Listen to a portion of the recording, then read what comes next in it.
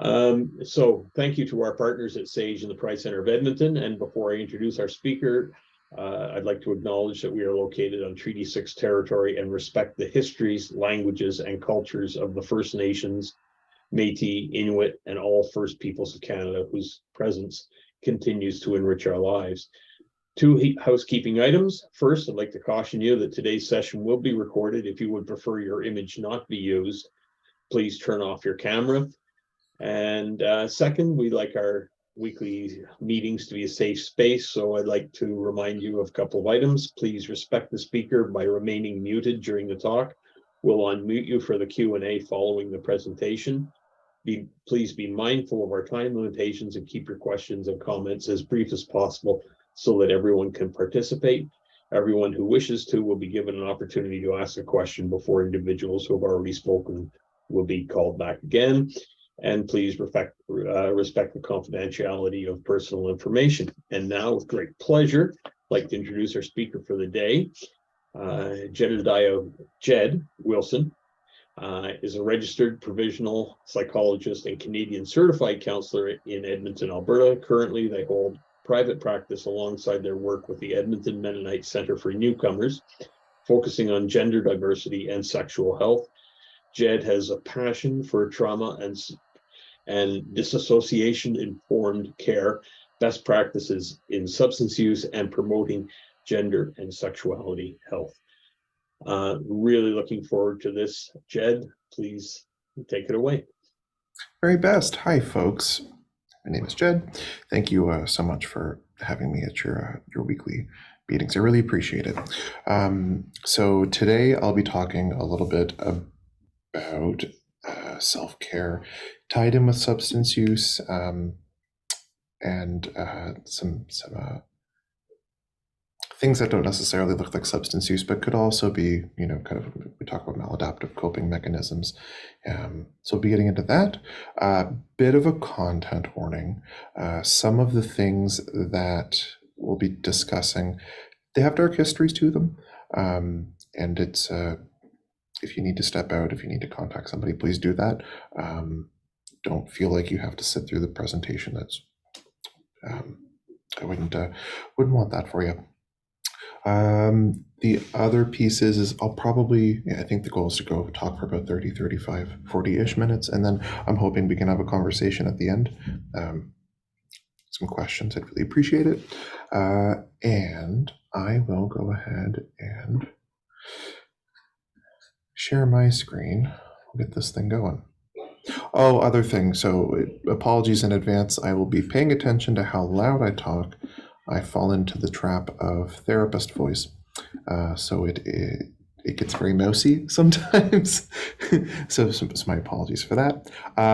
Can I get a thumbs up from somebody if people can see or if people can see and hear me? And that you guys can see the slides?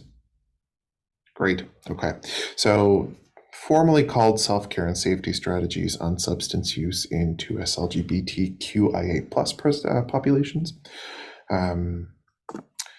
My own little land acknowledgement. So I respectfully acknowledge that we are located on Treaty 6 territory, a traditional gathering place for the diverse Indigenous and First Peoples, including the Cree, Blackfoot, Métis, Nakota Sioux, Iroquois, the Dene, the Ojibwe, Saulteaux, Anishinaabe, Inuit, and many others whose histories, languages, and cultures continue to influence our vibrant community. Already been through this bit. Work as a registered provisional psychologist in private practice and with Newcomers here in Edmonton. Fairly new here. I moved here in August of last year, so this was my first Edmonton winter here. Not so bad comparatively to New Brunswick. Things are looking okay. And quick table of contents. Some of these things I'll be talking about, some of them I won't. It depends on the folks I'm speaking to. Like we won't be going over like theoretical orientations and things. That's kind of geared more toward for like when I'm talking with like other therapists. And also I don't want to put anybody to sleep. So we'll be skipping some of those slides. But if anybody would like me to elaborate on anything, more than happy to. Really what I'd like to focus on is kind of the end of the minority stress model, which talks about, the stresses that we hold quite close to our hearts and, disparity in stresses that we face as opposed to heterosexual populations, things like that. I'd like to talk a little bit about particular risks and then health promotion that are specific to our community, as well as adaptations in life care. So what does healthy self-care look like versus what are necessary life adaptations, and what do those things look like, and where is the space for those things? And then I'd like to end on harm reduction and what does that look like. And we'll start going through. I'm going to skip through some of these slides, so my apologies, please bear with me. I will, now that I'm thinking about it, I will start here. So I use SOGI diverse, sexual orientation and gender identity as kind of preferred verbiage. Every once in a while, I do use the verbiage queer and trans. I understand that that can be dicey for certain populations. If it is, please send me a message or just let me know. More than happy to not use that if that bothers somebody. And if I don't see it, because I don't think I can see my chat now that I'm thinking about it, if it could be brought up in the chat, if you get a hold of Eric or Larry or even Jan, if that's okay with you folks, I'd really appreciate it. Don't want to tick anybody off.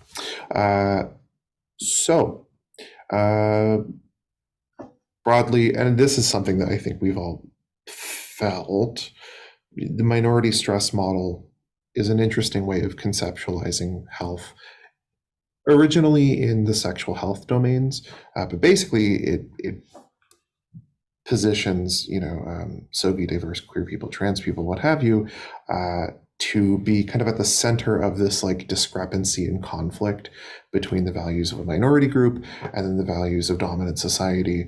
And then the byproduct of this conflict considers things like,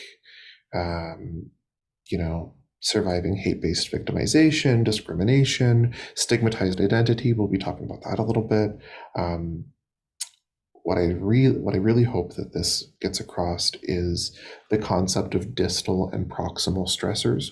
So like distal stressors are things that exist in the environment, ideally can be intervened upon in the environment when it's safe to do so.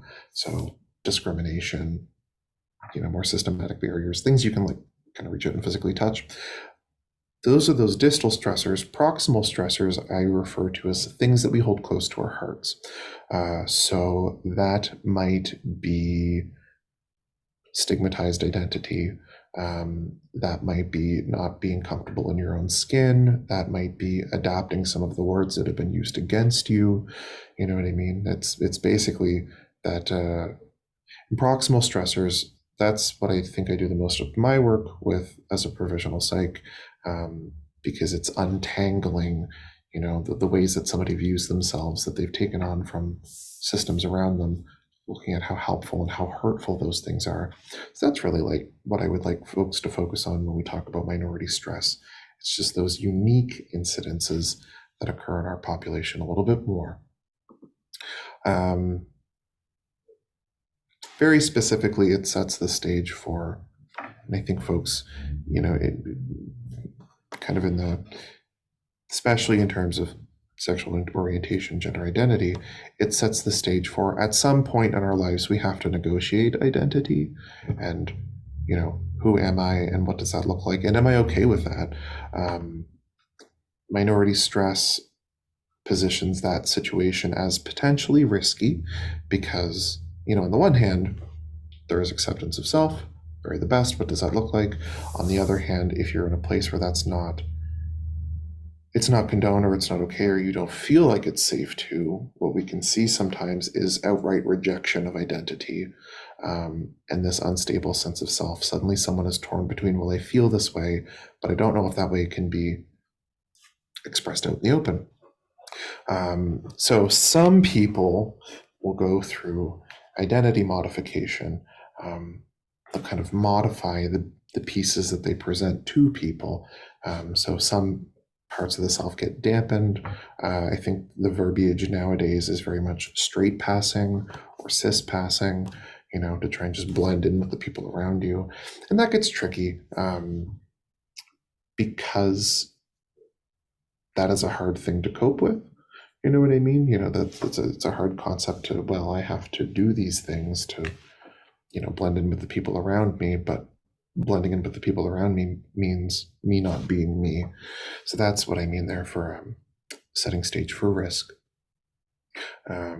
And specifically after that, it can now set the stage for different ways of coping. We'll talk a little bit about avoidance coping, and then also things like substance use or other behaviors that we engage in that aren't necessarily healthy. Like, say you take, for example, someone who has somebody who starts working 12-hour days, a hobby that somebody falls into that just they don't, they spend a good chunk of their day and they don't quite get out of, watching TV very frequently, movies, reading, those otherwise healthy things that we do taken to the extreme. That should also kind of be included there in substance use / necessary life adaptations. And I think they reflect a very human attempt to gain control over situations we may not have control over, especially when that sense of a lack of control is coming from inside. So we've talked a little bit about unique risks. So I will, the piece that I will focus on here specifically is community grief. I think the SOGI diverse population has seen obviously some dark times, and I think we still very much see the echoes of those things. In this case, I'm very much referring to HIV/AIDS crisis. And it's interesting hearing some of my colleagues who are my age very much conceptualize that as an American thing. When you go through kind of the timelines, it hit a lot of Canada, major metropolitan areas, I think more than others. So, Vancouver, Edmonton, Winnipeg, Montreal, Toronto, Halifax, areas like that. With that, though, I've talked a lot about this with some folks. There's a gap, you know what I mean? There's folks that are my age, kind of at the end of the millennials, and there's the Gen Zs, the millennials, the what's after me? Gen X, I think. It's kind of that, 30 to 40 age bracket, and a gap. And then you kind of move into, I believe the generation is either pre or kind of just during baby boomer era. So there is, I think reasonably so, still a lot of guilt that clings, or not guilt, survivor's guilt, stigma, and shame, because we're talking about events that I think started almost to a T 44 years ago. I mean, I was born the year that HART became available in Canada, so I think that this becomes tricky because for folks that I work with who are younger, it's very much like, how would you like to embrace yourself in society, and what does that look like, and how do we explore? And then for older folks who have lived through this, that doesn't always seem like an option, because either people feel like the government has kind of been against them, majority of the population has been against them. So our community, I think, is at quite an increased risk for community grief, and it can ripple through communities, especially if we lose somebody, especially where SOGI diverse communities are so tightly knit. The loss of someone or the harm to someone, it spreads very quickly across everybody in that community. So this is something, in terms of health promotion, this is something that I very much gear toward younger audiences. I also try and hope to gear it toward every audience, which is, nowadays we treat sexual orientation and gender identity exploration as natural human diversity. Exploration is common, encouraged, hoped, really. So that way somebody understands kind of the full breadth, full width of their sense of self. But also in mindfully engaging in knowing the difference between self-care and adaptations. So self-care are things that we do for ourselves that help us live in the world, that help us thrive in the world, that help us they make us feel like ourselves, they make the world make sense, they help in the short, kind of the intermediate and long term. It doesn't always have to be, doing yoga and taking a bath and kind of all the stereotypical like Pinterest or Instagram things that you see. If that is your jam, wonderful, love that for you. You know what I mean? But self-care can look like waking up and brushing your teeth. Self-care can look like getting out of bed, taking your medications on time, and getting like a piece of toast into you. Self-care can look like that, and then the great thing about it is it gets built upon. And self-care, those concepts, they never leave us. They go quiet. They don't leave. We can have moments where we walk away from self-care a little bit, which is totally normal as we flux and flow. But those things, they never leave us outright.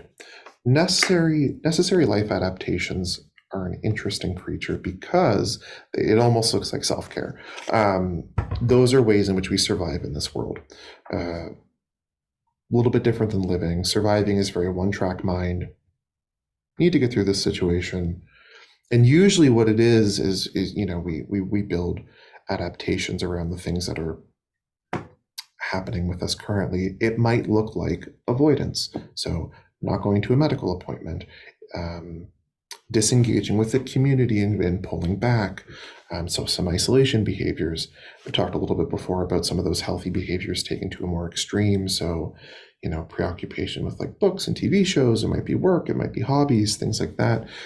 Necessary life adaptations, they're interesting because I say to people, like, they're almost hypnotic. They tell you, the situation tells you need to hold on to these things to make your way through it. And it's all we pay attention to because we think, like, if I just do this, I will get through whatever situation I'm in. And then we stay with it. So those are traps that we can fall into sometimes. Also very human. Everybody has necessary life adaptations. And we'll be talking about that in a minute. And I think a little more, and I think that's pretty normal and expected. On adaptations and self-care, concept of what once worked, very simple model of how people avoid things. Let's say, someone is 12 and in school or in the community, they hear a word levied against them about their sense of self that is absolutely terrifying. So we witness an event or we feel an event. We organize a response to that event, which is, in this case, avoidance. I will avoid, I will suppress, I will distance myself from, get as far away from this thing as I can, this insult that has been directed at me. And then we get away from it successfully, so it's reinforced. The response was successful. Maybe I'm just going to not recognize my sexuality for a little bit because it's not a safe space to. And then we will repeat the behaviors. We repeat the behaviors, though, even when the situation doesn't call for it. Sometimes. I think very much of, it's a lyric from The Head and the Heart, which is a little cheesy, but please bear with me. The lyric basically goes, all we ever do is all we ever knew. And I think that's really useful in this circumstance because we do what we know. We don't always spontaneously think of new creative ways of managing a situation when we're feeling very stressed. That ability to be creative can be suppressed. Therefore, ideally, we engage in self-care. Self-care in this avoidance situation might be recognizing, I'm avoiding this. Got it. Just putting a word on it. Don't necessarily have to respond to it, but okay, got it. This is something I'm avoiding. This is something I'm pushing away. Might not be able to do anything about it now, but if I could in the future, what would I want to do about it? So that way you get that future orientation, that future direction. while there is minimal pressure to immediately act on that thing, provided you are otherwise safe,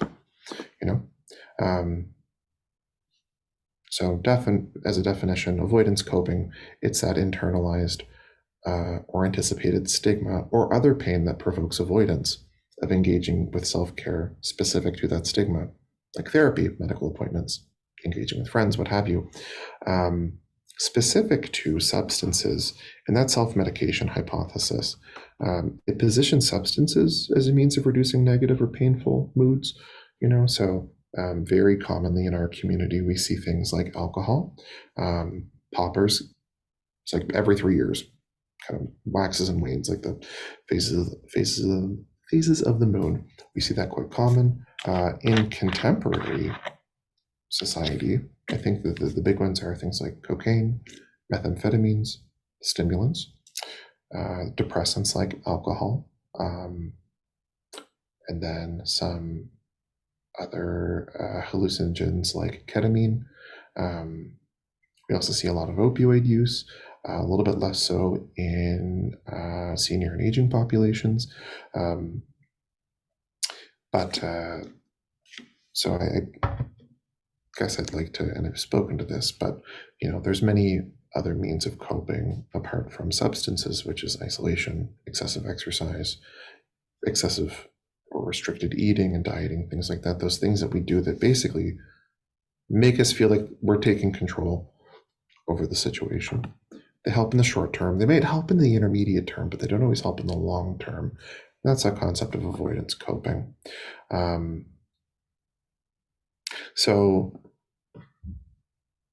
actually, I think I'll skip to the next slide because it talks about avoidance coping and a sense of self.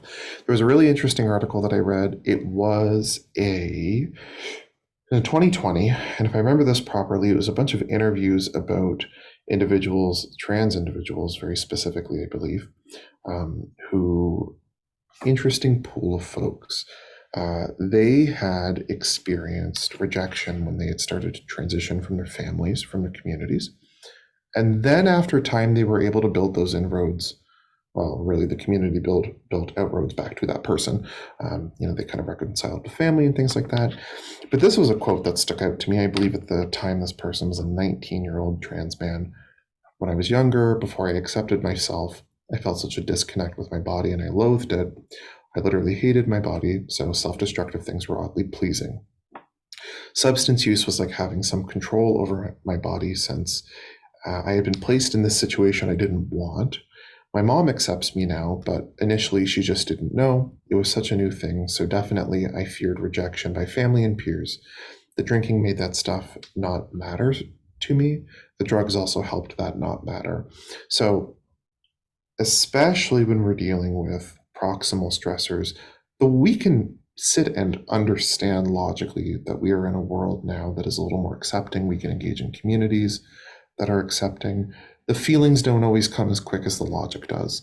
And I really want to highlight that, especially in this situation, because what we've noticed in those necessary life adaptations, those coping strategies that aren't working so well anymore, it's not always rejection, it is the fear of rejection. And given the things our community has been through, I think a fear of rejection is very valid. It's very, very reasonable. My hope here is that it's something to think about, something to be made aware of. So we talked a little bit about self-care earlier. These are things we deliberately engage in on ideally a regular basis to help maintain and enhance well-being and health. There's many domains of self-care. And you don't have to do them all in one go. I wouldn't encourage it. That's a lot of work. But it's like physical. So that might be swimming. That might be walking. That might be tidying the house the best you can. Emotional, spiritual, professional. There's 6 of them, and I always remember 5 of the 6. So I think it's physical, emotional, spiritual, professional, interpersonal, and financial. I think those are the 6. And then they can look very similar. And self-care comes from what we need and value. And I mentioned this earlier, there is no failure in self-care. It can go quiet, but it never walks away completely. We've talked about this. The other thing, talk about the recovery model here in a little bit. It is very okay to lapse on self-care. Like I've said for, I think the 50th time so far, absolutely okay if we walk away from self-care strategies. We can always come back to them. It's also okay if self-care strategies don't work in a situation that we hoped it would work in. Then that kind of begs the question, what would we like to do? And I always try and phrase the question that way is, what would I like to do? Helps maintain a sense of control in the situation. And then community. I think especially for our community, a sense of community is critical. So it's so nice to see everybody here in a group. People who may not have been through the exact same circumstance that we've been through, but can empathize and sit with and listen to, digest and be with our unique experiences are wonderful, because it tells us that we're not alone in this world. And maybe I might be having a really hard time accepting myself and what I'm doing, but there is someone ideally that does, and they can hold that space for a little bit. I originally trialed this presentation with the Rainbow Refuge Group at EMCN, so queer newcomers, and it was wonderful because we just jotted down what people do for self-care, the things that work, the things that don't work. And what I got to see was people turning and talking to each other and saying, this is what works for me. Does this work for you? Have you been through this before? Have you tried this before? It was a beautiful experience to watch. It went on for a couple hours. It was very collaborative. And I think that people walked away from that experience knowing that there were people around them that they might not know so well, but could empathize to the things that they had experienced, those unique circumstances and experiences.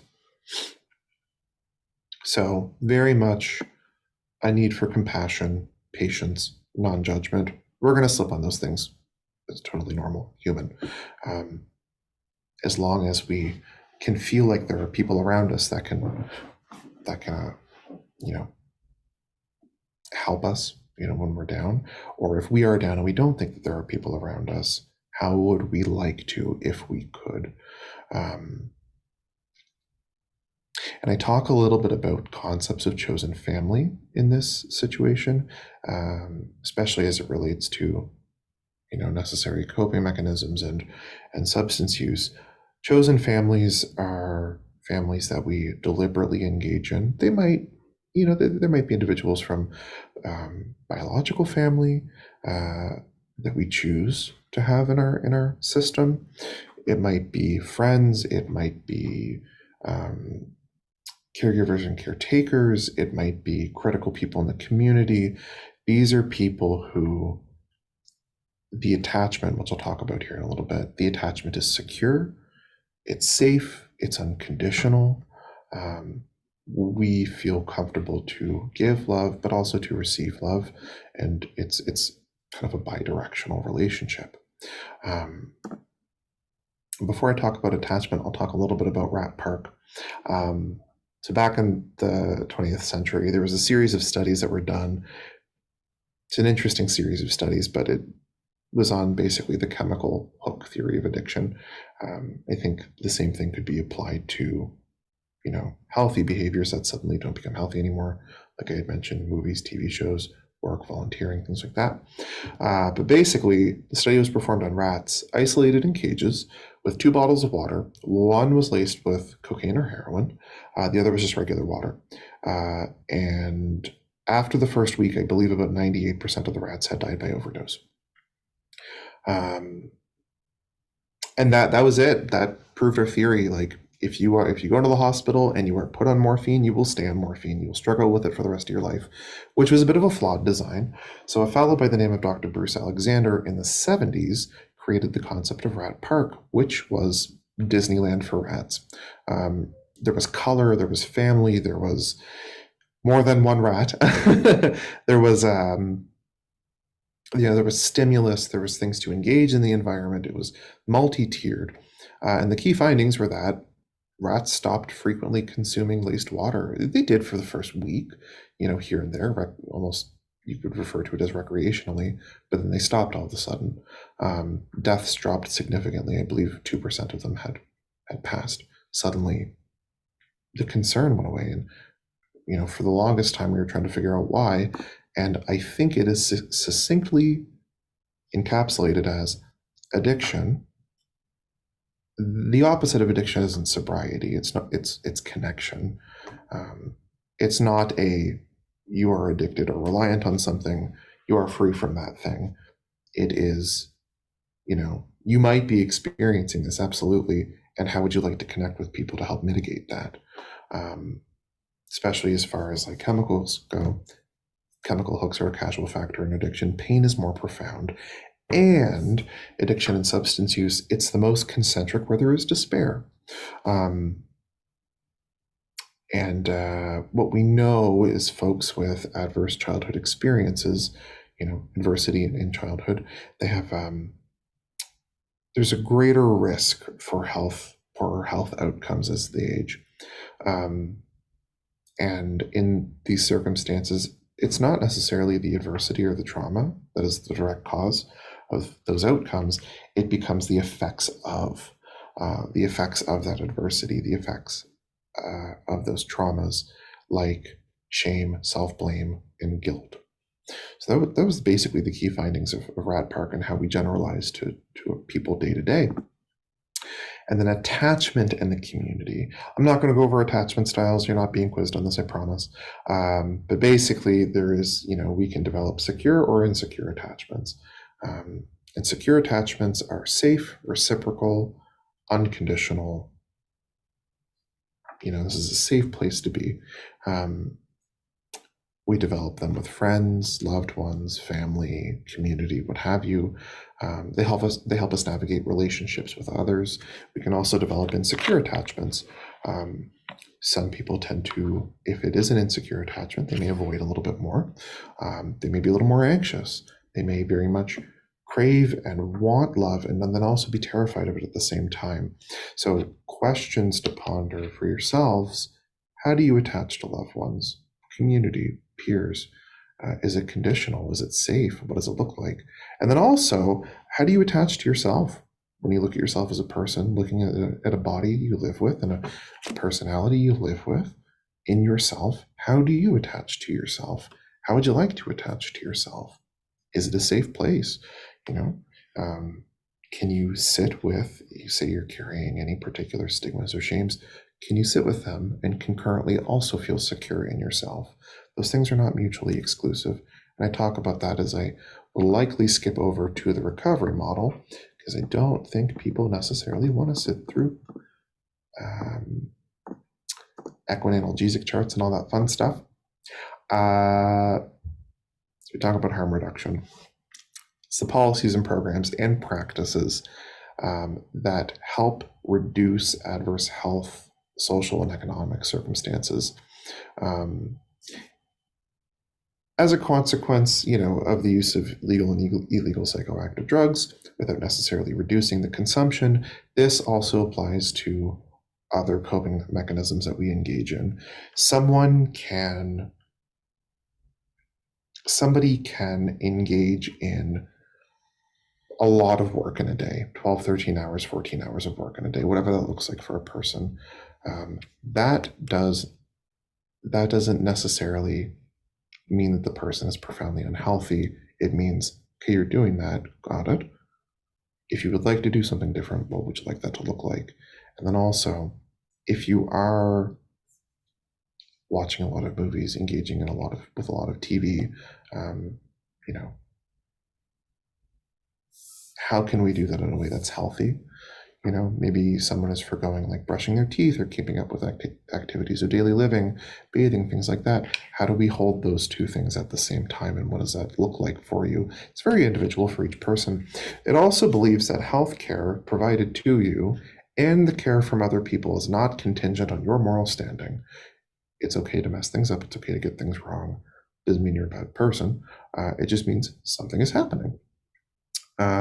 This is more geared toward systems in place, because I can reflect on this back in New Brunswick.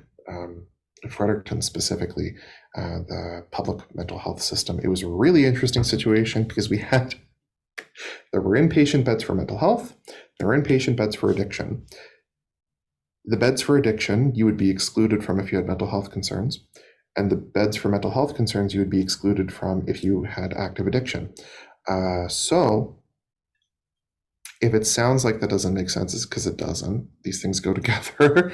And that's what harm reduction recognizes, is that how would you like to engage with life meaningfully while also understanding that there are going to be things that are struggled with. I actually think harm reduction originally came from diabetes research. If I'm like flipping back through a textbook in my head, because it was the concept, it was that or cardiovascular, but basically it was the concept of you had a heart attack and you lived through it, or you're diagnosed with type 2 diabetes, what have you. That's not the end of the world. That's not the end of your world. You might have to take, 81 milligrams of aspirin every day. You might have to start taking insulin. Your life doesn't stop because this thing has happened. And it's the same with psychological and mental health well-being. Life doesn't stop because you fall into that space. People can engage in very meaningful lives and still do things that are not necessarily healthy for them. Ideally, as long as there's an understanding that this isn't necessarily so healthy for me, but it's what I know how to do right now. And eventually things might look a little bit different. Concurrent disorders, I'll touch on briefly, which is basically that concept of things usually come in pairs. Somebody isn't just using substances and then, or avoidance coping, for example. That's not just a lackadaisic thing usually. Somebody might also be experiencing concurrent grief, depression, anxiety, post-traumatic stress. And the shift to a recovery-oriented approach understands that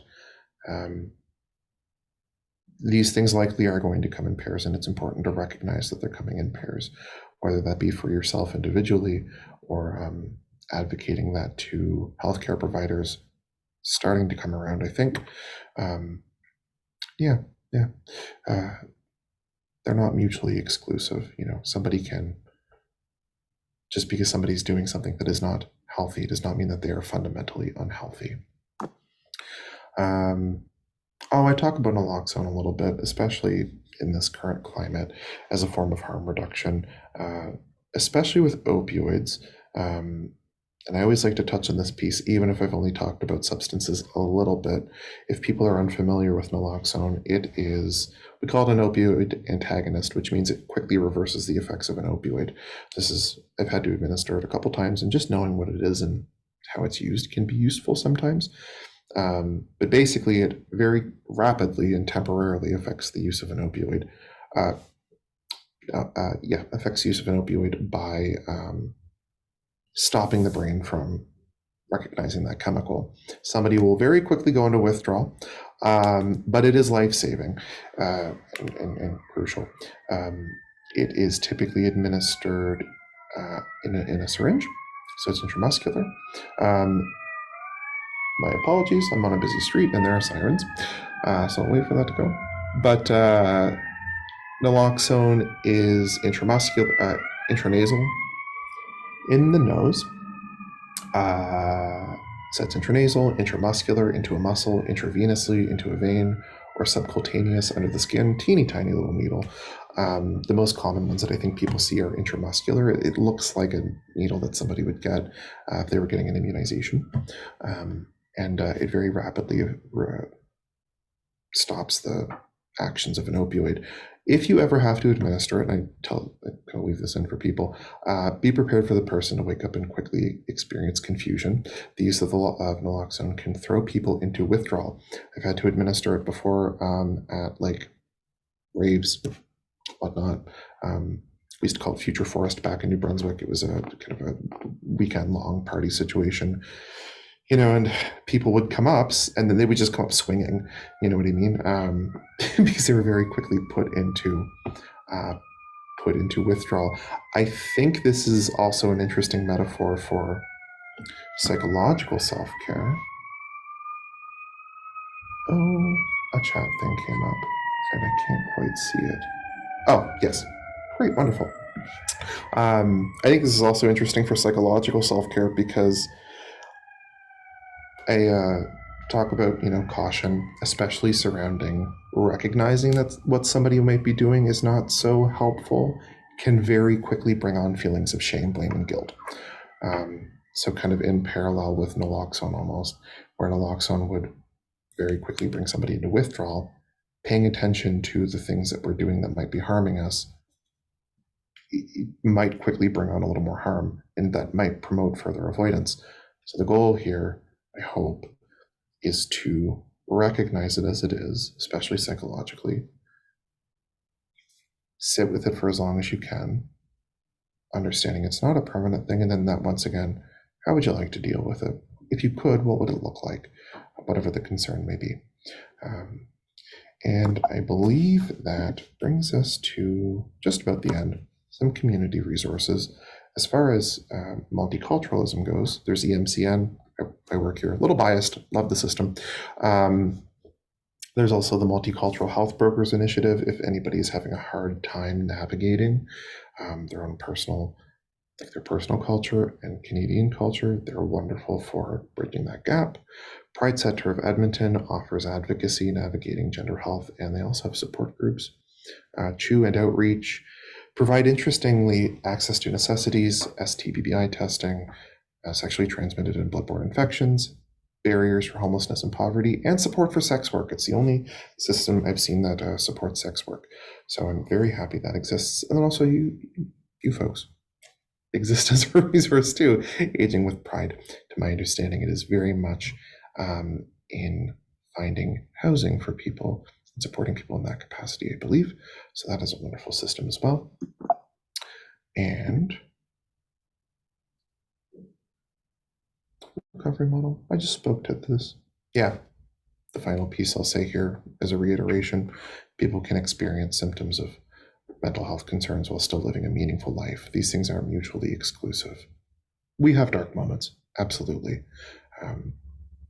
It doesn't mean that that thing won't pass if we can sit with it and if we can care for ourselves while that's happening.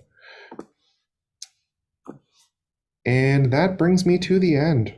I'm more than happy to have a discussion, more than happy to answer some questions. If anybody has anything. Quickly, before anybody has any questions, just quickly say thank you so much, Jed. Greatly appreciated. I do have some questions myself, but I just wanted to start saying by thank you so much for this presentation. Very helpful about our community. Helen, you have a question.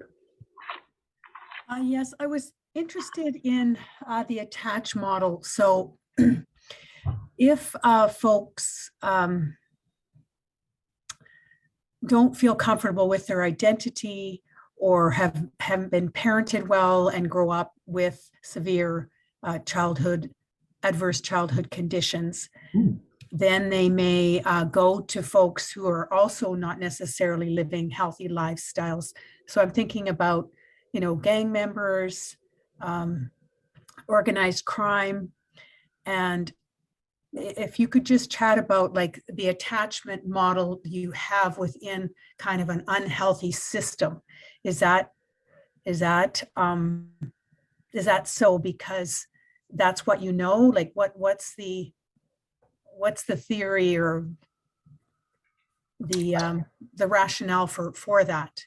I see it run in two different directions. The first being, let's say somebody has more of an avoidant attachment style, and then they see a lot of the things that they value in somebody that is very secure in their attachment style. They might value that, they might look up to that, they might try and engage in that the best they can, and then they will, obviously it creates a lot of tension and will, kind of push away from community, especially if, someone's sitting with that insecure attachment style. The other being, as far as affiliating with people who also might be struggling with attachment, is I think I very much pain understands pain, hurt understands hurt. It might not be a verbal thing. It it might not even be like an outward expression of emotion, but I think folks that are more sensitive or folks that are sensitive as a result of the things that have happened in their childhood can see that in some degree play out in others, mostly because we're monitoring for danger more frequently. That's an interesting like clinical byproduct of adverse childhood experiences, is we pay more attention to the things that are happening around us. And one of the things we can do is pick up on the hurt from other people. It's interesting because, we can see it, and then also that person might provide theoretically some kind of care because they know they can see it. So we might start to affiliate with people who are also struggling with trauma, adversity, attachment. And we want to sit with them because they understand. Yeah, hope that answers that. Thank you. Larry, you got your hand up. I do, and thank you very much for stimulating talk, Jed. My question has to do with the way we presently manage harm reduction and naloxone, in that if you are taking the drugs out of despair and you wake up to an environment which is equally despairing. In other words, if you don't have the other support components of a healthy support system in there, it seems to me we're as much treating symptoms as any other model, like recurrent emergency room attendees and so on. Can you comment on that concept of the need to place harm reduction in a larger and healthier context than it appears to me to be the case at the moment? Absolutely. I, especially with harm reduction, should have spoken to that. So thank you for asking that. There's two particular things I believe in. One is a wraparound approach. The other is peer support systems. Yeah, it's not lost on me that in an emergency situation, you're going to go to the hospital, you're going to, that drug's going to be flushed out of your system, and then you're going to be sent back into the exact same environment that you came from, which it's pathologizing the person and it's treating the symptoms at the same time. What we are starting to see, I hope, is an emergence of a wraparound approach. I'm starting to see it more so in safe injection sites. There are social workers, therapists on staff, what have you, that you can go into that center and use those substances, but you can also talk to somebody. You don't have to, you're not forced to. But ideally, the experience is one of being less alone. I've been talking a little bit with the MCN as well. They're very interested in starting in their system, peer support groups. So for people that they are actively using, there is a place where they can go that they know is not going to stigmatize them. Ideally, safety in the short term to stabilize, but then to also redirect and orient the person to a sense of community. And even here at EMCN, we take a wraparound approach, which is very nice and refreshing to see. So, people I work with, I am the therapist, and then there is also a social worker that's checking in. If they're a young person in the school system, there is a support worker in the schools from EMCN dealing with concerns that might pop up. So harm reduction approach is not, naloxone is a wonderful first step. We need it. It's life-saving. But yes, absolutely, we have to deal with the after effects, which typically look like isolation, treating symptoms. Yeah. So I very much advocate for peer support systems and wraparound approaches. Now, you can't make somebody engage in those systems. My hope is that if they're available and widely known and repeated quite frequently, somebody will eventually take the steps to engage in those care systems. Hope that answers the question. Thank you. Jan, you have your hand up. Jed, you have the most amazing, calming voice. It's just such a treat to hear you. My question is more about the self-care and the routines that may have developed, and you're progressing along on a daily basis of exercise routine, and then boom, all of a sudden you don't. And I'm just wondering what happened. And you've mentioned many times that it's okay, that you're not bad, that it's fine. But is it something that like happens in the brain where you just switch, that you're just not going to do that? Do you mean in terms of like kind of progressively, let's say exercise, for example, like progressively getting more into it? Or yes, or just even stopping completely. Oh, sure. Yeah. Absolutely. It's very quiet, I think. Um, we'll say starting exercise, somebody might start like 10, 15 minutes a day.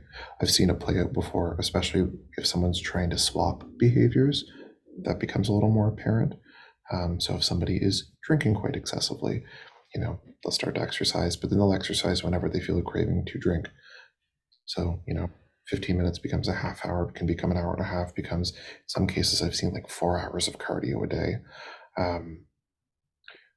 And then the sudden stopping of that, I think, occurs when something has happened, one of those proximal stressors that's overwhelmed our system. First, to some degree, that excessive exercise or whatever we were engaging in, it was holding some kind of function. And now we've encountered something that it can't contain any longer. So people can absolutely suddenly stop doing the things that they can stop engaging in necessary life adaptations if they're feeling very overwhelmed. It works the same with self-care, I think. Things like that, they have a very stunning response, I think. It's like a system shock. So even the things that we were doing as a survival technique, it's not adequate to deal with the situation that we're facing anymore, or we don't feel it to be. So then we would outright stop. I hope that answers that. Yeah, thank you. Yeah. I do have, oh, sorry, Joan, you've raised your hand. Please go ahead. Hi, Jed. That's amazing speech and talk. I loved it. I learned so much, as I always do, and I listen to the professionals. I have a question, or I just wonder your thoughts on the whole harm reduction. I've been hearing two sides of the coin quite often. Some people say harm reduction, for instance, in the case of substance abuse, is not really good. Like an alcoholic wouldn't be given small doses of alcohol for the rest of their life and, expect that it's going to help with their addiction. So I'm curious, as to someone who is in the field and seeing the things that you see, where you might weigh in on that issue. That's a good question. I am slightly conflicted on the whole thing because I've heard a lot of I've heard a lot from both camps, a lot from service users, a lot from clinicians, kind of the sense of, especially around the decriminalization and legalization of various substances. Very torn. My concern in harm reduction becomes, if somebody's going to use it, can we get it to them safely? I think that fares more effective than promoting things kind of on the black market side. My concern then becomes, obviously, and I've heard this from folks before, and it's very reasonable, what happens if this promotes people using substances, like it's just available now. I think cannabis was the biggest trial that we've seen in like modern history, you know what I mean? There was when Cannabis NB first started in Fredericton, there was like lineups wrapping around the building for like the first 4 days. I remember that. So that there was this part of me that's like, if we do this, people are going to run at it. I think there's a piece that we're missing in self-care, and I'm starting to see it as, it's not even necessarily people who fall through the cracks. It's just all of the stressors that we face day to day that did not exist historically. I think those things have to be addressed in tandem, almost as this like third intermediary between having all these things in harm reduction is good versus having all these things in harm reduction is not good and harmful. We're missing a step in between. I think it is addressing systemic and systematic barriers. So it's a very tangential way of saying I believe in equity. But if I'm being honest, my verdict isn't completely out on either camp, just because I've seen both work, I've seen both not work. So I think we're missing something, and I really wish I could give you a more succinct answer. But truth be told, I don't know that much, and I don't know if any of us know that well. This is an experiment almost that we're still playing out, I think. Thanks, Jen. Thank you. I'd just like to talk for a quick second on the difference between self-care and avoidance coping. And Yeah. for many years, I was professionally closeted because I dealt with a lot of fairly right-wing businessmen in the United States. And so I would go and not be who I was and come home and think that I had successfully coped, but that successfully coping was isolation and that sort of thing. So I think that whole dialogue about what healthy self-care is and the difference between it and avoidance coping or adaptation is a really important one, because it took me quite a while to recognize that I wasn't doing self-care, I was avoiding a lot of stuff. So from a personal point of view, that was really important. And the connection piece, absolutely critical. I can't see, it's very difficult for me to see somebody becoming healthy without having some connections in the community and some close people that they can count on, they feel safe and they feel comfortable with. So those were my 2 cents. I just want to say thank you so much. I think this was such a good presentation for our community. We all know people who have successfully overcome challenges and people who are still struggling, and it's so important to have this. Helen, you've got a quick comment. I'll let you in at this. Your hand is up. Oh no, I was just clapping. No, I just want to say thank you. This was wonderful. I love Jed's style of presentation, and always very informative every time I listen. So that's it. Thanks. Okay.